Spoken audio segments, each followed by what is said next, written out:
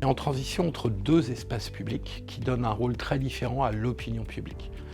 Le premier espace public qu'on connaît, dans lequel on a grandi, tout au moins pour les gens de notre génération, c'est l'espace public médiatique, centré autour de grands médias dominants. Et puis il y a un deuxième espace public qui est venu s'ajouter à cet espace public médiatique, qui est évidemment l'espace numérique, qui s'ajoute, qui ne fait pas disparaître l'espace médiatique, mais qui le conteste, qui le remet en cause, voire parfois qui le déconstruit.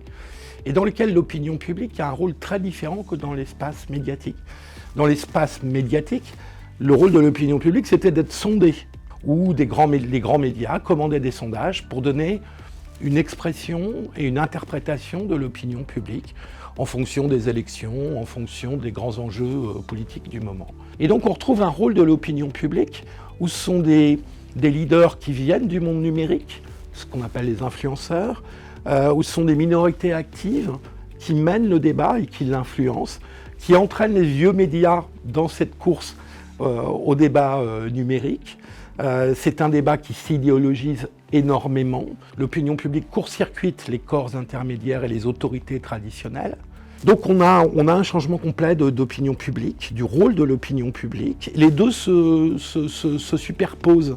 Et c'est tout le paradoxe de la période qu'on vit.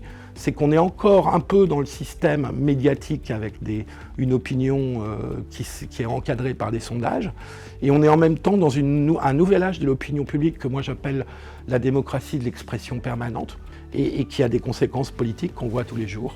Et donc voilà, on a changé d'air en superposant ces deux régimes d'opinion publique, le médiatique sondagier et le numérique expression de la multitude ou du populisme comme disent certains.